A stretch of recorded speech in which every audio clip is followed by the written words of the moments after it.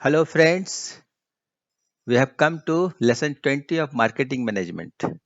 And in this lesson, I'm going to teach you place mix. Place mix क्या है marketing management में? Sales and distribution. How it is done. Product आप बनाए, product का pricing किया आपने और प्रोडक्ट का प्रमोशन किया और इसके बाद क्या चाहिए? कस्टमर तक प्रोडक्ट को पहुंचाना। तो उसके लिए क्या नेटवर्क होगा, क्या इंटरमीडियरीज होंगे, कैसे करेंगे, इसकी क्या स्ट्रेटजी होगी, इस पे हम आज डिस्कस करेंगे। प्लेस मिक्स स्ट्रेटजी, ठीक है। तो according to American marketing association, a channel of distribution और marketing channel is a structure of intra-company organization, units and intra-company agents and dealers, wholesalers and retailers through which a commodity or product is marketed. इसका क्या मतलब समझ में आया आपको? Distribution, distribution मतलब product जो आपने बनाया उसे डिस्ट्रीब्यूट करना है, कस्टमर तक पहुंचाना है, जैसा कि आपने फोटो में भी देखा राइट साइड। अब इसको कैसे करते हैं? इंट्रा कंपनी मतलब कंपनी के अंदर मैन्युफैक्चरिंग प्लांट से वेयर हाउस तक। फिर intra company agents and dealers, हो सकता है ये प्रोडक्ट बाहर बनती हो, इंडिया में नहीं बनती हो, आपने किसी एजेंट को दे दिया, अब वो मार्केटिंग करेगा।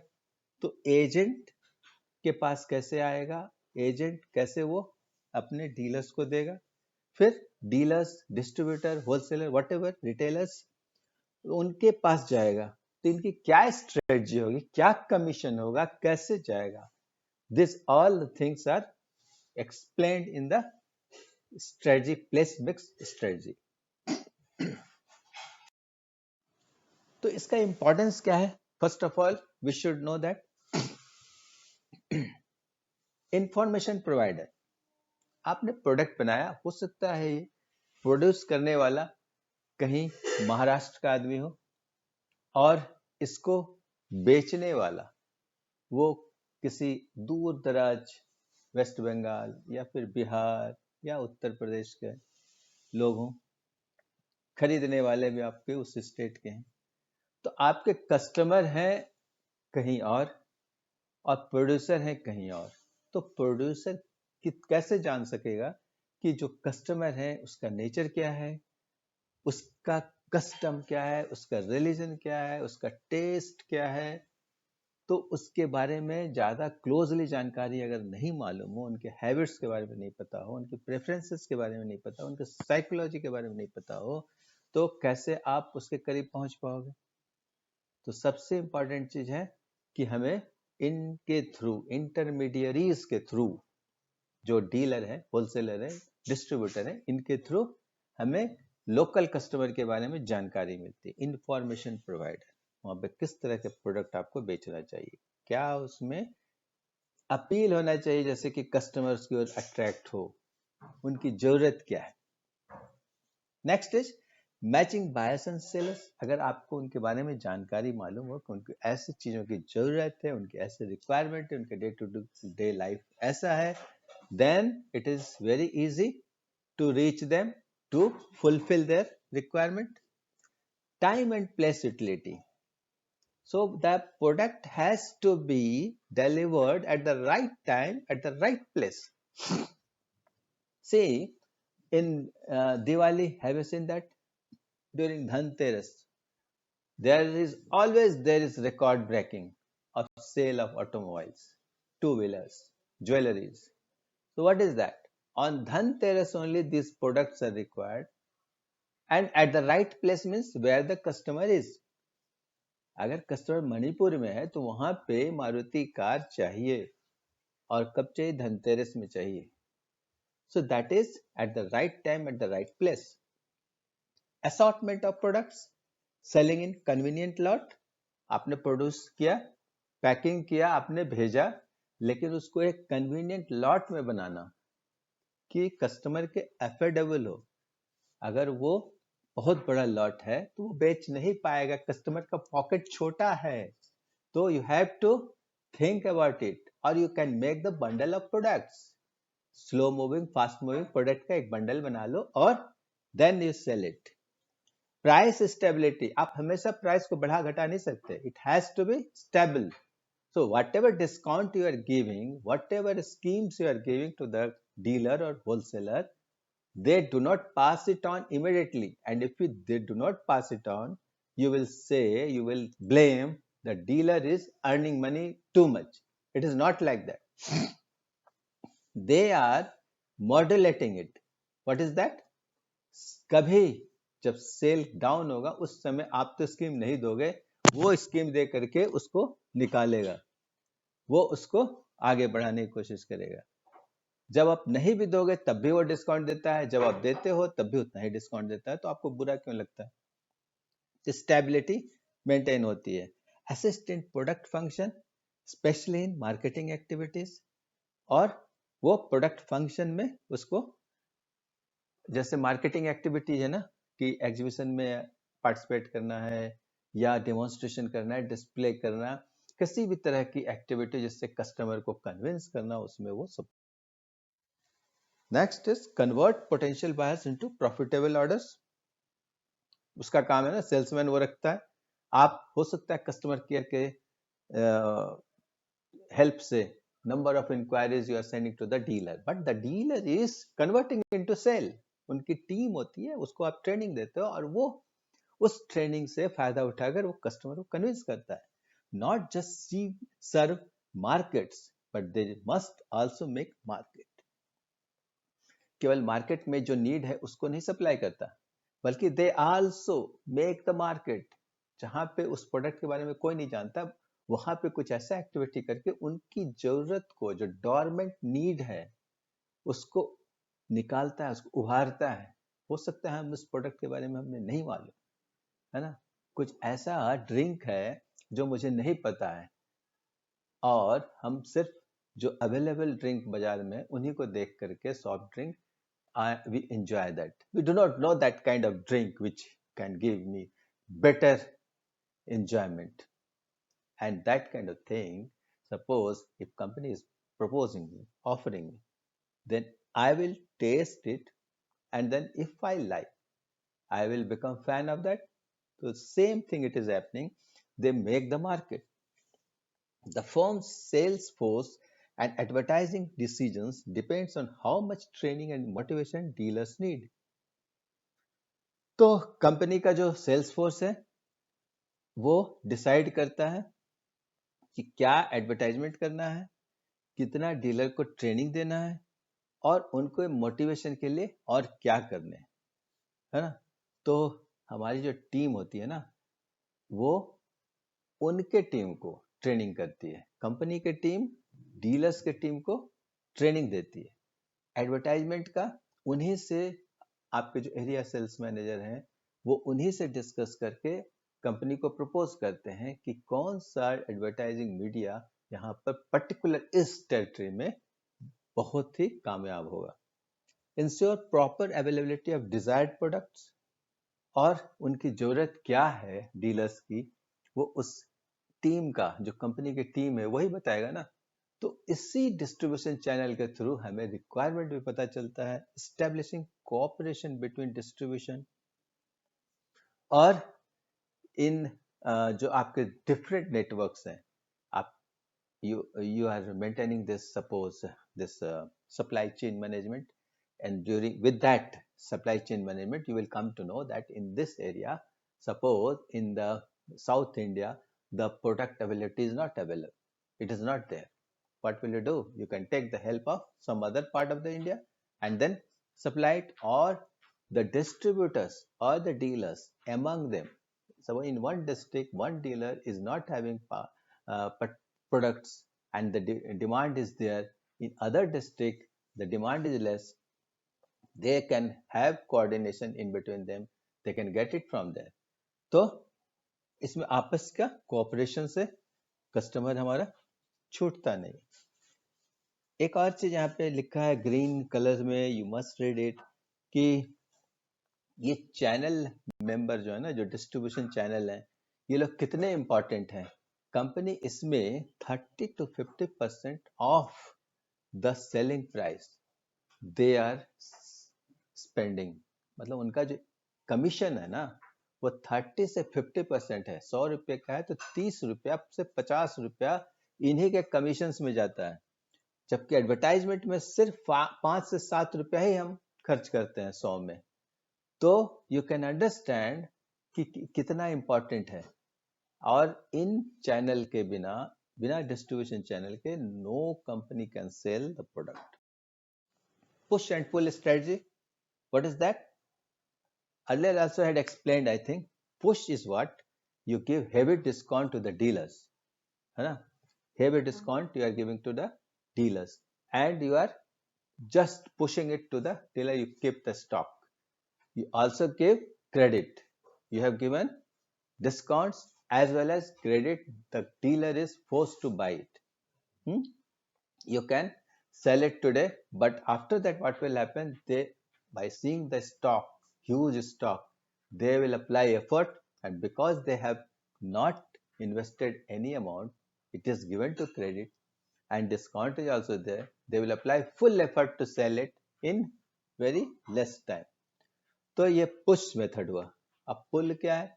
You give advertisement in the newspaper, TV channel, anything, to the customer that there is heavy discount, 40% discount, 30% discount.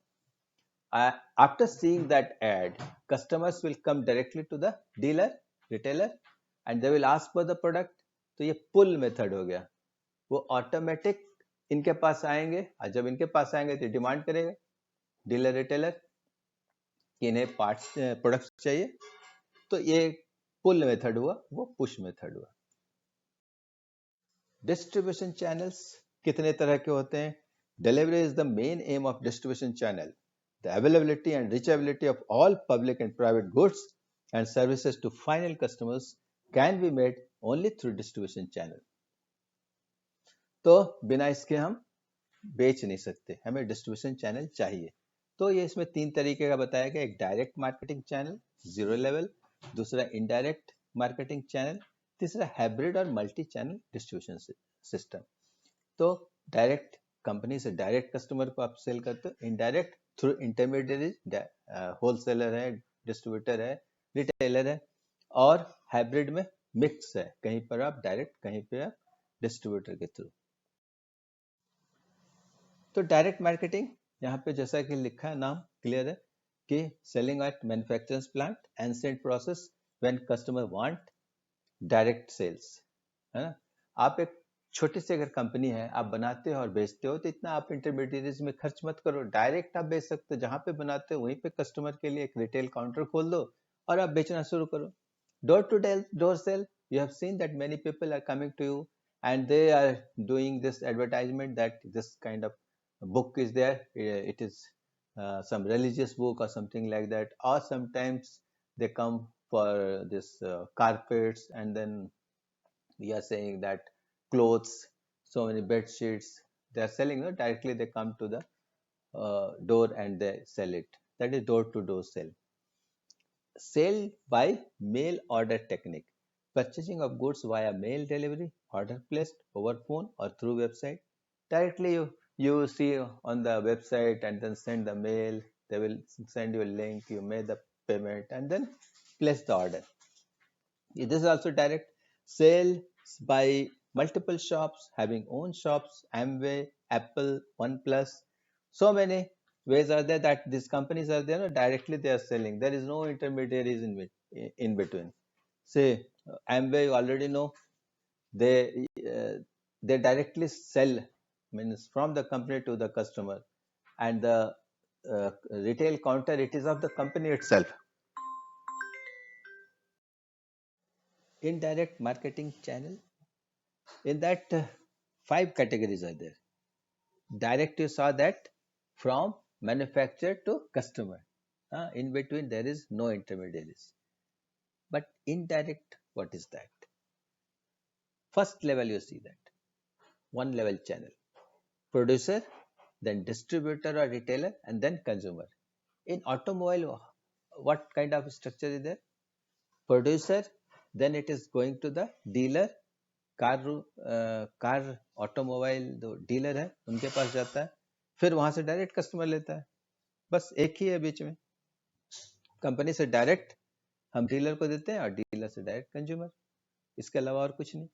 Two level channel में क्या होगा? Producer, then wholesaler, then retailer, then consumer.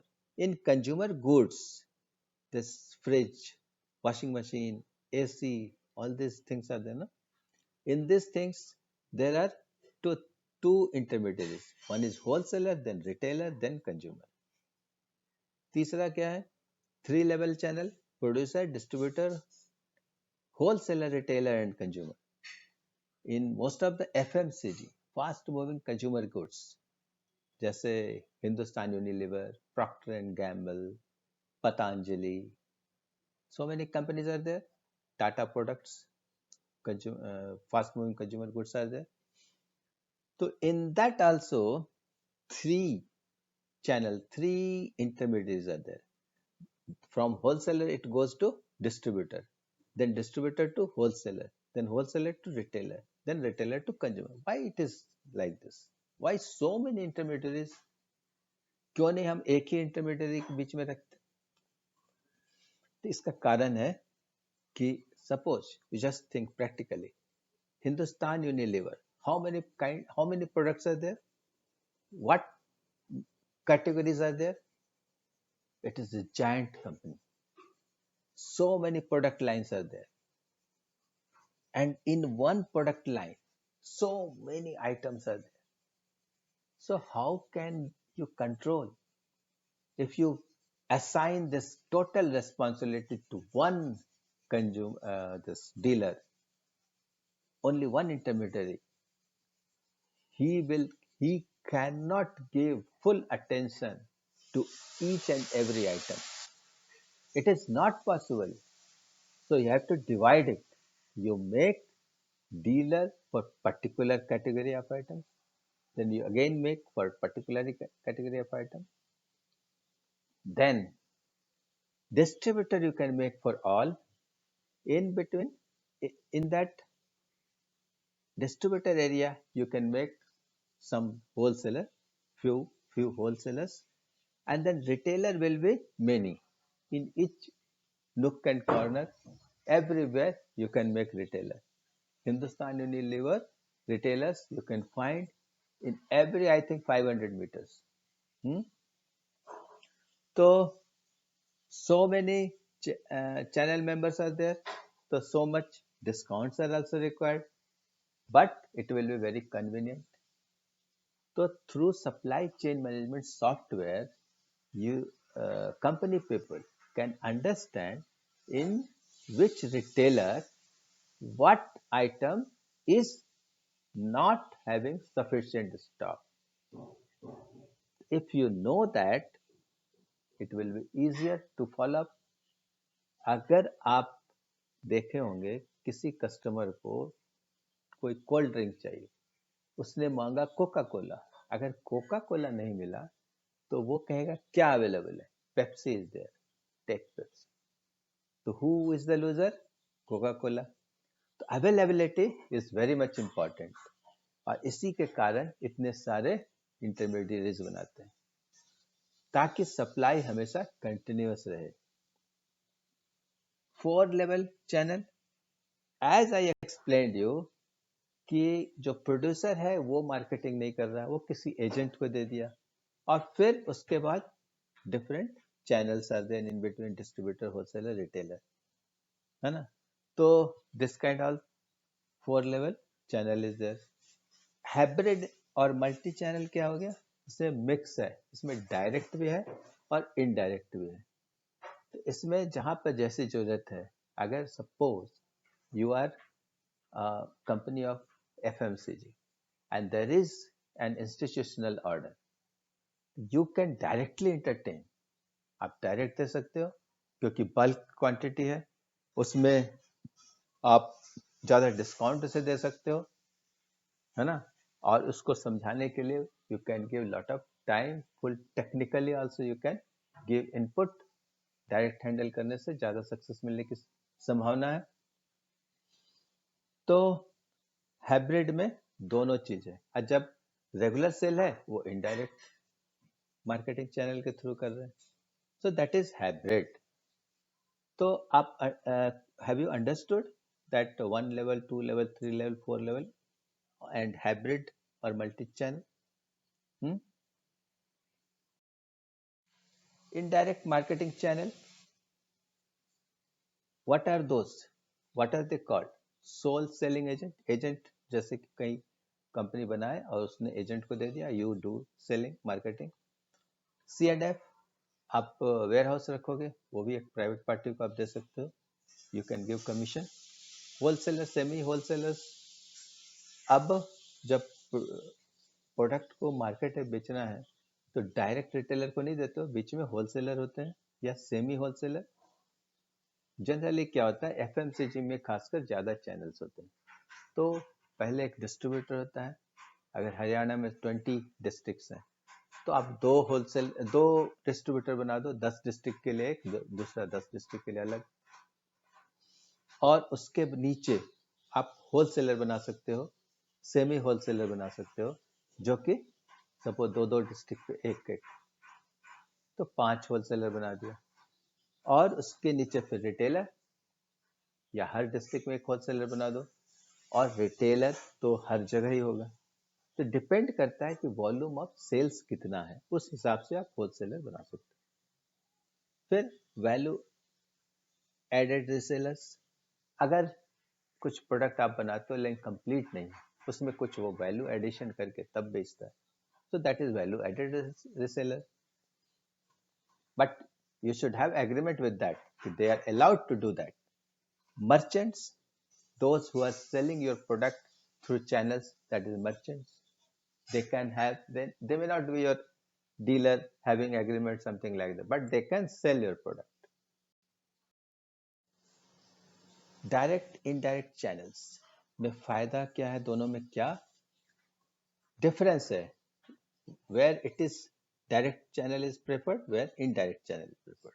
तो direct channel कहाँ पे होगा, जहाँ पे industrial products like machines, आपको डायरेक्टली कन्विंस करना है, you have to give presentation directly, you have to meet their officials and convince them, they can question you technically but you should be very much sound, आप में technical ability पूरी होनी चाहिए, उसे convince करने की क्षमता होनी चाहिए। इनडायरेक्ट चैनल प्रेफर्ड कहाँ होगा, कंज्यूमर गुड्स, कस्टमर को, एक एक कस्टमर को डायरेक्ट कंपनी से बेचना आसान नहीं, तो consumer goods through dealer. Perishable items like vegetable, fruits etcetera, जो खराब हो जाते हैं, ज्यादा दिन आप नहीं रख सकते, तो उसको डायरेक्ट चैनल में आप करो। एफएमसीजी, कंज्यूमर ड्यूरेबल्स, ये इनडायरेक्ट चैनल से होगा। हाई यूनिट वैल्यू, बहुत महंगी कोई मशीन है या कोई प्रोडक्ट है और स्पेशलाइज्ड है, वो किसी खास चीज में यूटिलाइज होता है, तो उस केस में भी आपको डायरेक्ट समझाना होगा। जैसे कि forage harvester, it is of some 3 crore rupees, वो मकई से जो साइलेज बनाते हैं, तो उस मशीन की कीमत करोड़ में है, और उसके कस्टमर है इंडिविजुअल, हो सकता है एक कंपनी हो या इंडिविजुअल पार्टी हो, तो उसको भी कन्विंस करने के लिए ऐसा नहीं है कि आप गए, दिखाए और ले लिया, तो you will have to give time, you will have to do presentation, you will have to reply his all queries, or not only that person but the financer also has to be convinced.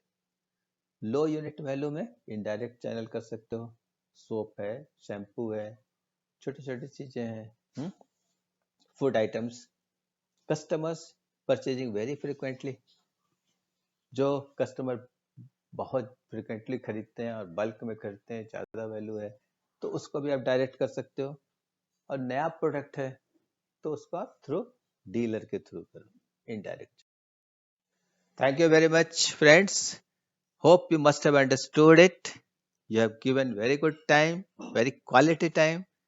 मुझे उम्मीद है आपको अच्छी तरह से समझ में आया होगा। अगर नहीं समझ में आया हो तो मैसेज बॉक्स में लिखना न भूलना। Please like it, share it, and subscribe it. Thank you.